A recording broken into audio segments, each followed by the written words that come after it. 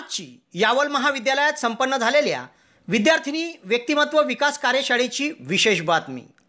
आज 9 मार्च बुधवार रोजी यावल येथील फैजपूर रस्त्यावर असलेल्या मराठा विद्या प्रसारक सह समाज संचलित कला वाणिज्य व विज्ञान महाविद्यालयामध्ये एक दिवसीय विद्यार्थिनी व्यक्तिमत्व विकास कार्यशाळा घेण्यात आली होती।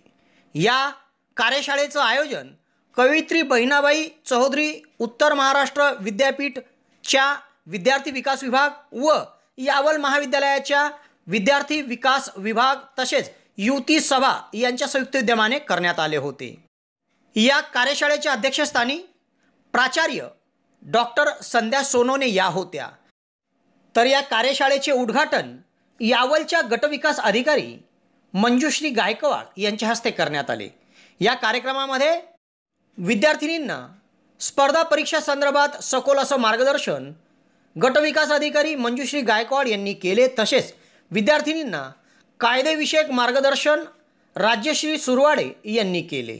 या कार्यक्रमामध्ये महाविद्यालयाच्या प्राचार्य डॉक्टर संध्या सोनवणे, गटविकास अधिकारी मंजुश्री गायकवाड, महिला दक्षता समितीच्या राज्यश्री सुरवाडे, सुजाता सपकाळे, उपप्राचार्य प्राध्यापक MD खैरनार, उपप्राचार्य प्राध्यापक AP पाटील, प्राध्यापक SP कापडे यांची उपस्थिती होती। या कार्यक्रमाचे सूत्रसंचालन युवती सभा प्रमुख प्राध्यापक डॉक्टर सुधा खराटे यांनी केले। तर या कार्यक्रमाच्या यशस्वीतेकरिता विद्यार्थी विकास विभागचे प्रमुख प्राध्यापक SP कापडे, युवती सभा प्रमुख प्राध्यापक डॉक्टर सुधा खराटे, प्राध्यापक SR गायकवाड, प्राध्यापक डॉक्टर PV पावरा, मिलिंद बोरघडे, सुभाष कांबळे, प्राध्यापक नरेंद्र पाटील यांनी परिश्रम घेतले। तर या विद्यार्थिनी व्यक्तिमत्व विकास कार्यशाळेच्या दुसऱ्या सत्रात प्राध्यापक डॉक्टर नरेंद्र महाले यांनी देखील विद्यार्थिनींना मार्गदर्शन केले। मोठ्या उत्साहात यावल महाविद्यालयामध्ये विद्यार्थिनी व्यक्तिमत्व विकास कार्यशाळा संपन्न झाली। या विद्यार्थिनी व्यक्तिमत्व कार्यशाळेकरिता स्थानिक यावल महाविद्यालयासह भालोद महाविद्यालय, फैजपूर महाविद्यालय तसेच नजीकच्या विविध महाविद्यालयातील विद्यार्थिनींना आमंत्रित करण्यात आले होते। मोठ्या उत्साहात ही कार्यशाळा संपन्न झाली। तेव्हा बघूया या कार्यशाळेमध्ये विविध मान्यवरांनी विद्यार्थिनींना कशा पद्धतीने केलं मार्गदर्शन। यावल पंचायत समितीचे व्हिडिओ अधिकारी मॅडम साहेब या ठिकाणी उपस्थित झालेले आहेत। आपल्या महाविद्यालयाचे प्राचार्य त्याचप्रमाणे आजच्या कार्यक्रमाला व्याख्याते म्हणून आपल्याला आवर्जून उपस्थित असलेले जे काही आहेत सभासद तसेच इतर महाविद्यालयातून ज्या विद्यार्थिनी आलेल्या आहेत, तर विद्यार्थिनींमध्ये व्यक्तिमत्व विकास हा कसा घडून येईल या संदर्भातील जे काही आपल्याला मार्गदर्शन करायचे, जे काही धडे द्यायचे आहे या संदर्भात या कार्यक्रमाचं आयोजन महाविद्यालय स्तरावर करण्यात आलेलं आहे। यासाठी कार्यक्रमाची रूपरेषा आपल्या महाविद्यालयातील सहकारी प्राध्यापक डॉक्टर सुधा खराटे हे आपल्याला देतीलच। तर मुख्य उद्देश असा की विद्यार्थिनींमध्ये व्यक्तिमत्व विकास, या व्यक्तिमत्व विकासाच्या ज्या काही पायऱ्या आहेत, म्हणजेच काय, जर आपण या व्यक्तिमत्व विकासाच्या पायऱ्या जर पाहिल्या तर जवळजवळ 10 पायऱ्या आपल्याला पाहायला मिळतील। त्यातल्या मी मोजक्याच काही गोष्टी तुम्हाला सांगतो की आपण आपलं व्यक्तिमत्व कसं निखळ करायचं। दुसरी गोष्ट की सकाळी लवकर उठायचं, ज्या काही आपल्या सवयी असतील त्या आपण पार पाडायच्या। तर या संदर्भात आपण ही सिरीज या ठिकाणी आयोजित केलेलं आहे। मी पुढील सूत्रसंचालनासाठी सुधा खराटे यांना दीप लावण्याचे महत्त्व आहे। कारण दीप काय करतो माहिती मी तर दीप अंधाराचे साम्राज्य घालवतो व प्रकाश पसरवण्याचं काम करतो। कारण शेवटी प्रकाश म्हणजे चैतन्य, प्रकाश म्हणजे उत्साह। आज बघा तुम्ही सूर्यदेवता जी आहे ती आज रुसली आपल्यावरती, आज तिने तिचं दर्शन केलं नाही आपल्याला, आणि त्याच्यामुळे थोडंसं वातावरणामध्ये जे उदासी म्हणतो आपण, कारण की प्रकाशाच्या अभावी उदासीनता आहे। तर दीप प्रज्वलन करण्यासाठी आणि प्रतिमा पुजण्यासाठी मी आपले आमंत्रित जे पाहुणे आहेत, व्हिडिओ साहेब जे आहेत त्या आणि सुरवाडी मॅडम जे आहेत त्यांना प्राचार्य मंडळाने विनंती करते की त्यांनी मार्गदर्शन करून दीप प्रज्वलन करायचं।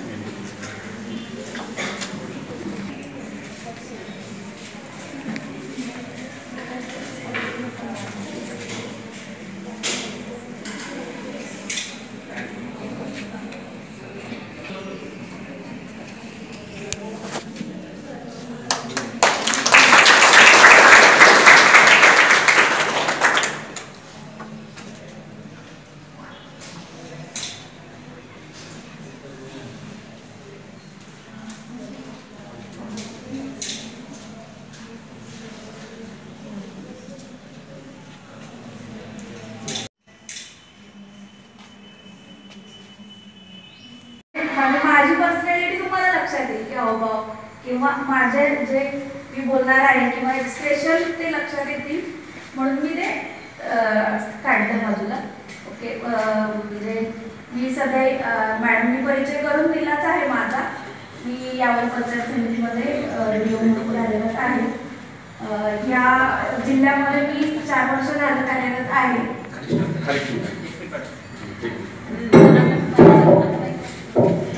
माझ्या पर्सनॅलिटीवरून मी जर आज ज्या पदावर आहे ते काम करू शकते तर इथला प्रत्येक जण तो काम करू शकतो हे तुम्हाला आयडिया येईल. म्हणून मी म्हणजे मॅडमनी अल्प परिचय दिला पण मी माझ्या तोंडून तुम्हाला परिचय सांगायला मला आवडेल.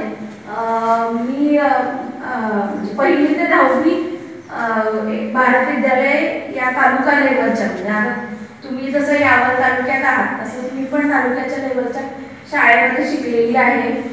माझे वडील सुद्धा शिक्षक होते आणि 1ली पासून 10वी पर्यंत माझा पहिला क्रमांक मी कधीच सोडला नाही आणि 10वीला मी मेरिटमध्ये होते.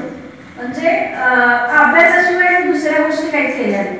मला कधी नटायला आवडलं नाही किंवा माझ्या स्वतःच्या याच्या गोष्टीमध्ये मला हे करायला आवडलं नाही. पण मी कायम शाळेमध्ये फक्त हुशार आहे म्हणूनच नव्हे तर बाकी पर्सनॅलिटी किंवा बाकी ॲक्टिव्हिटीजमध्ये पण मी सगळ्या याच्यामध्ये भाग घेतलेला.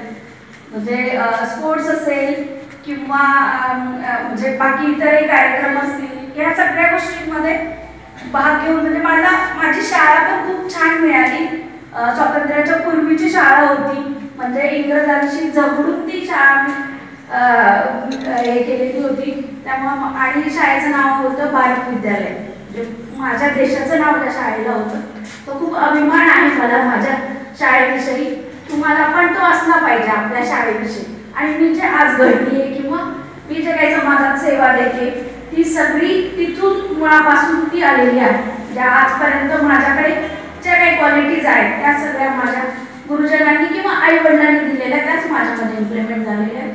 आणि एक पर्सनॅलिटी डेव्हलप होताना कशी होते तर ह्या सगळ्या गोष्टींचा म्हणजे मेळ घातला जातो की घरातलं वातावरण प्लस शाळेतलं आणि तुमचं अंगभूत ज्या काही क्वालिटीज आहेत त्या सगळ्या पर्सनॅलिटीमध्ये येतात. तर मी 1ली ते 10वी माझं शिक्षण झाल्यानंतर 10वीमध्ये मी मेरिटमध्ये आले आणि फक्त मेरिटच्या मुलांना ॲडमिशन मिळतं अशा कॉलेजमध्ये म्हणजे महाराष्ट्रातल्या सगळे म्हणजे महाराष्ट्रातली जे एकदम हुशार मुलं आहेत ती ज्या कॉलेजमध्ये शिकतात त्या कॉलेजमध्ये माझं लातूर येतं शाहू महाविद्यालयामध्ये एज्युकेशन झालं. म्हणजे फक्त मेरिटमध्ये आलेल्याच मुलांना ॲडमिशन तिथे होतं. कट ऑफ मेरिटच्याच मुलांचा कट ऑफ होता. म्हणजे मला 90.26 मार्क होते तर ॲडमिशन 89ला क्लोज झाले होतं कॉलेजचं. त्यामुळं 89 पर्यंत मेरिट लिस्ट होतीच. तर म्हणजे ते पण मला सांगायला आवडेल की पण मी ज्या कॉलेजमध्ये शिकले ते पण कॉलेज चांगल्या दर्जाचं होतं आणि म्हणजे कॉलेज असं ॲचच नव्हतं शाळेसारखंच होतं. आम्हाला सकाळी म्हणजे जे काही दिवसभरात लेक्चर्स झाले त्याचं दुसऱ्या दिवशी सकाळी आम्हाला रिव्हिजन असायचं. म्हणजे 8 ते 10 म्हणजे अभ्यासही करायचा आणि सरांना काही अडचणी असतील तर उपस्थित असायचे सर पण तसं लेक्चर पण असायचं. म्हणजे ॲक्च्युअल कॉलेज असं आम्ही हे केलं नाही. पण BMSला असताना म्हणजे मी घराच्या बाहेर पडले म्हणजे घर सोडून मी स्वतंत्र राहायला लागले. तेव्हा मला म्हणजे जेव्हा आपण घर सोडून इंडिपेंडेंटली राहतो तेव्हा आपल्याला आजूबाजूची परिस्थिती आणि समाजात काय म्हणजे गोष्टी आहेत जगताना काय गोष्टी आपल्याकडे क्वालिटीज लागतात त्या आपण फेस करायला लागतो. म्हणजे आधी आपण आई वडिलांच्या छत्रछायेखाली असतो ते ओपन होतो आपण तेव्हा आपल्याला खरा समाज कळतो किंवा खरी पर्सनॅलिटी आपली तिथं डेव्हलप होते. आणि म्हणजे कॉलेज मला माझं खूप चांगलं होतं. महाराष्ट्रातलं आयुर्वेदामध्ये 1 नंबरचं कॉलेज होतं. म्हणजे माझा 2 मार्कांनी MBBS शिकलं होतं. पण तरीसुद्धा मी म्हणजे वडील म्हणत होते की आपण प्रायव्हेटला ॲडमिशन घेऊया. प्रायव्हेटला जे की फीस खूप देऊन ॲडमिशन घ्यावं लागणार होतं. पण मी म्हटलं मला शिक्षण हे पैसे देऊन नाही घ्यायचे आणि तुम्हाला अडचणीत टाकून मला एज्युकेशन नाही घ्यायचे. त्यामुळे मी BMS करायलाही तयार आहे. पण मी तेव्हा जिद्द होती माझ्यामध्ये की मी जरी BMS आज करते तरी मी इथून पुढे काहीतरी म्हणजे माझ्या ज्या क्वालिटीज आहेत त्याच्यापेक्षा मला काहीतरी कमी मिळाले ही माझ्या मनात खतखत होती. मग BMS करत असतानाच मी ठरवलं होतं, फर्स्ट इयरलाच ठरवलं होतं की मी स्पर्धा परीक्षा देणार, म्हणजे MPSC किंवा UPSC काहीतरी मी करणार असं. परंतु म्हणजे मला बेसिक एज्युकेशन BMS माझी जी डिग्री आहे ते पण कंप्लीट करणं महत्त्वाचं होतं. मी 4 वर्ष डिग्री कंप्लीट केली आणि मग शेवटच्या वर्षाला म्हणजे थोडा अभ्यास चालू करायला सुरुवात केली MPSCचा आणि तिथून पुढे माझा स्पर्धा परीक्षेचा प्रवास चालू झाला. आणि इंटर्नशिप झाल्यानंतर प्रॉपर मी अभ्यासाला सुरुवात केली. 1 वर्ष कंप्लीट अभ्यास केला. सांगायचं तात्पर्य की 1 वर्ष मी म्हणजे घरीही गेले नाही. पुण्यात मी अभ्यास केला आहे, एक NGO आहे तिथे मी अभ्यास केला आहे, स्वरूपवर्धिनी नावाची.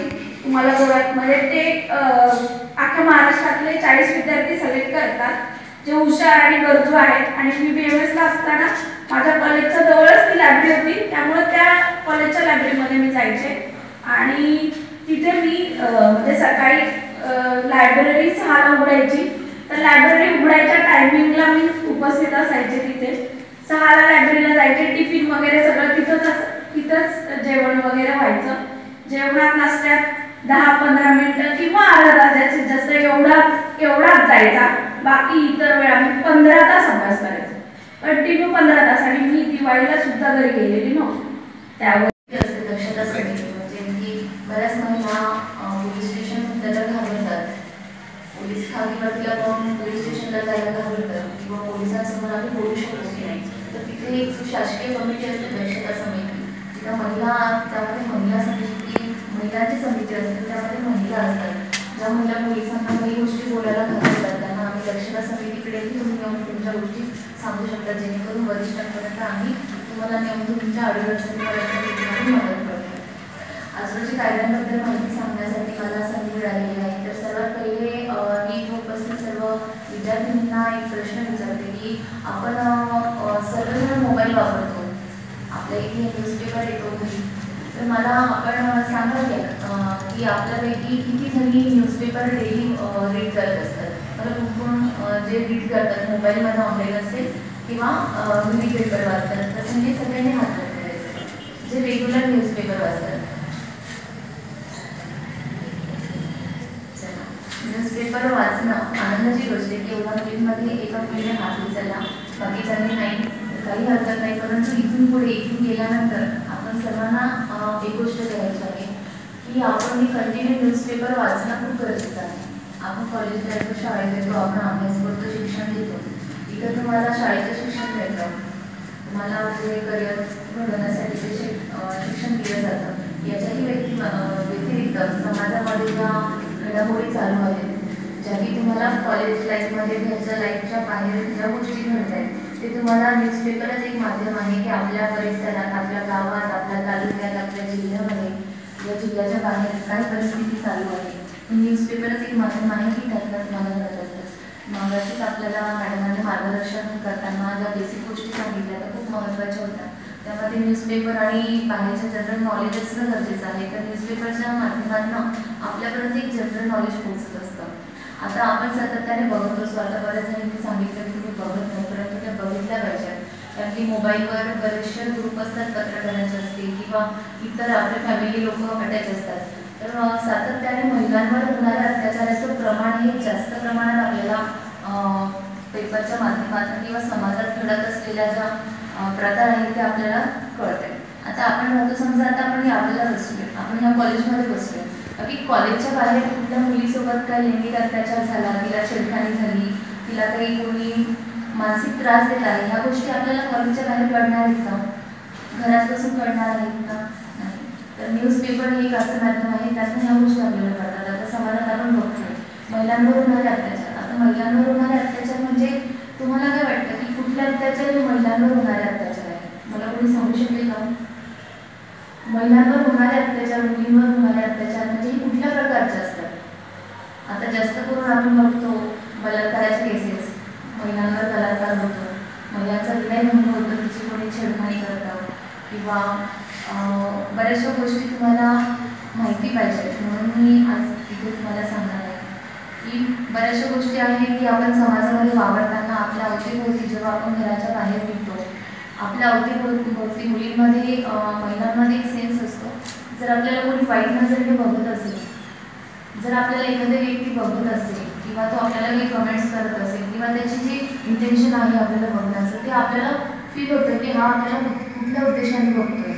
आता मी तुम्हाला सगळ्यांना बघते, आता माझ्या याच्यामध्ये उद्देश वेगळा आहे की आज मी तुमच्यासमोर मार्गदर्शन करते आणि मुलींना समजवणं. मी म्हणजे किती पण मोठी नाही, माझ्यापेक्षा एक खूप वरिष्ठ महिला अधिकारी विराजमान आहे आणि त्यासमोर माझं बोलण्याचं भाग्य मला लागतं आहे. मी पण तुमच्यातलीच एक विद्यार्थिनी आहे असं मी समजते. तर यांच्यासमोर बोलणं काय माझ्यासाठी मोठी गोष्ट आहे. तरी मी तुम्हाला अगदी सोप्या भाषेमध्ये सांगायचं आहे. मला महिलांवर अत्याचार होतात तर तुम्हाला माहिती आहे का, भारतीय कलम 354, मी तुम्हाला कलम सांगते, भारतीय कलम 354 यानुसार महिलेसमोर लज्जा उत्पन्न होईल किंवा कोणतेही कृत्य करणं लज्जाने उत्पन्न होईल म्हणजे काय, तर एखादी व्यक्ती तुमच्यासमोर असं कृत्य करत आहे की त्यातून तुम्हाला लाज वाटते आहे किंवा तुम्हाला अपमानास्पद वाटत आहे, तर हा पण एक कायद्याने गुन्हा आहे. त्याबद्दल तुम्ही पोलीस स्टेशनला जाऊन तक्रार देऊ शकता. आणि यामध्ये जो व्यक्ती तुम्हाला असं कृत्य करत असेल त्यालाही शिक्षा होते. जर हे कोर्टात मॅटर जातं आणि हे जर साध्य झालं की तुमच्यासोबत असा प्रकार झालेला आहे तर त्या अभावी त्याला शिक्षाही होते. या कलम अंतर्गत 1 ते 5 वर्षापर्यंत शिक्षा समोरच्या व्यक्तीला होते. त्याचबरोबर दुसरा कलम सांगितला, आता सातत्याने ज्या जनरल गोष्ट आपल्या परिवारामध्ये किंवा नातेवाईकांमध्ये घडत असतात.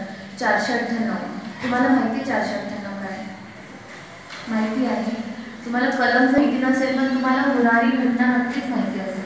आपल्या घरातली मुलगी, आपल्या घरात येणारी मुलगी किंवा आपल्या घरातून बाहेर परिसरातले कुठे गेलेली एखादी महिलेचं जेव्हा लग्न होतं आणि लग्न झाल्यानंतर सासरी तिच्यासोबत जो अत्याचार होतो, अत्याचाराचे प्रकार सांगते मी तुम्हाला. लग्नानंतरही महिलांवर अत्याचार होतात. त्यामध्ये सासरी गेल्यानंतर एखाद्या वेळेस सासरी छळ करते, नणंद असेल, दीर असेल, सासरा असेल, जो तिला मानसिक छळ होतो. लग्नानंतर त्या कुटुंबामध्ये महिला दुसऱ्यांच्या परिवारामध्ये जाते आणि तिच्यासोबत जो प्रकार होतो ते बघायला आपण नसतो. त्यामुळे ज्या गोष्टी ती आपल्याला सांगते ते आपल्याला कळतात. तर त्या अंतर्गत 498 अंतर्गत जर तिला वारंवार सासरच्या लोकांकडून त्रास होत असेल तर 498चा गुन्हा अंतर्गत ते दाखल होतं आणि हुंडाबळीची केसही म्हटली जाते. जर एखाद्या महिला गरीब कुटुंबातली महिला, बरोबर ना, मग इक्वलिटी म्हणजे जो शेअर येतो त्याच्याबद्दल आपल्याला काय असेल, आपुलकी असेल आणि प्रेम असेल. That's all. उद्याच्या भारताचं जे स्वप्न आहे ते स्वप्न म्हणजे आपण सर्व युवती सह्याद्रीच्या डोंगर दऱ्यात असो अथवा माडरानावर असो, रानफुलं ही रानफुलं असतात आणि या रानफुलांना सुपीक काळी करतात जमीन मिळाली आणि मुबलक प्रमाणात पाणी मिळालं की ती रानफुलं असे फुलतात की त्यांच्यासमोर शहरातले गुलाब सुद्धा फिकी पडतात. अशी आपण सर्वजण रानफुला आणि या रानफुलांसोबत मला या ठिकाणी बोलण्याची संधी मिळाली. विषय फार चांगला दिलाय मॅडम, संवादातून व्यक्तिमत्व.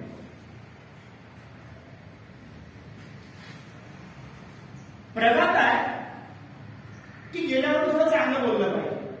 कुठे जाऊन चांगलं बोललं पाहिजे ना, बरोबर आहे ना. आणि एखाद्या घरी जावं काय तुमचं घर असं जमत नाही ना, चांगलं बोललं पाहिजे. पण या ठिकाणी आल्यानंतर प्रथमतः आप सबकी इन अदा का क्या जवाब दूं, आप जैसे अदाकारों को क्या तोहफा दो. कोई अच्छा सा फूल होता तो ला देता, पर जो खुद एक गुलदस्ते है उन्हें क्या मिला.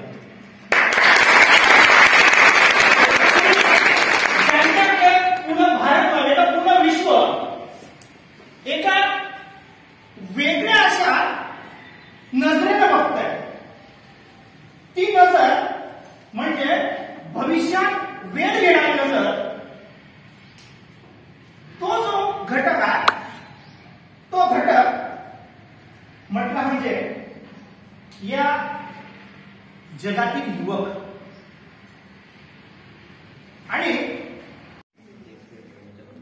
आणि मला जो विषय दिलेला आहे विचारांचे व्यक्तिमत्व विकासात असलेलं स्थान, हा जो विषय आहे भरपूर मोठा विषय आहे, वास्ट विषय आहे. आणि म्हणून या ठिकाणी सर्वप्रथम मी तुमची सर्वांची या ठिकाणी माफी मागतो की आमच्या महाविद्यालयामध्ये हे 4 सेशन व्हायला पाहिजे होती, परंतु काही कारणास्तव आधीचे सेशन डिले झाले आणि सुरुवातीचा वेळ त्या ठिकाणी वाया गेला. आणि म्हणून या ठिकाणी तुमच्या सर्वांच्या या ठिकाणी माफी मागून मी माझ्या या लेक्चरला त्या ठिकाणी सुरुवात करतो. व्यक्तिमत्व म्हणजे नक्की काय? आधी व्यक्तिमत्व विकासाच्या आधी व्यक्तिमत्व म्हणजे काय हे माहिती असणं गरजेचं आहे. आणि म्हणून व्यक्तिमत्व म्हणजे जर आपण एखादी व्यक्ती जर कन्सिडर केली तर तिचं रूप असेल, स्वभाव असेल, तिचे कौशल्य असतील, दृष्टिकोन असतील, त्याच पद्धतीने चारित्र्य असेल, बुद्धिमत्ता असेल, संवेदनशीलता असेल आणि सामाजिक प्रतिमा, या सर्वांचा एकत्रित पारिपाठ म्हणजे या सर्व गोष्टींचा जर तुम्ही विचार केला तर आपण त्याला व्यक्तिमत्व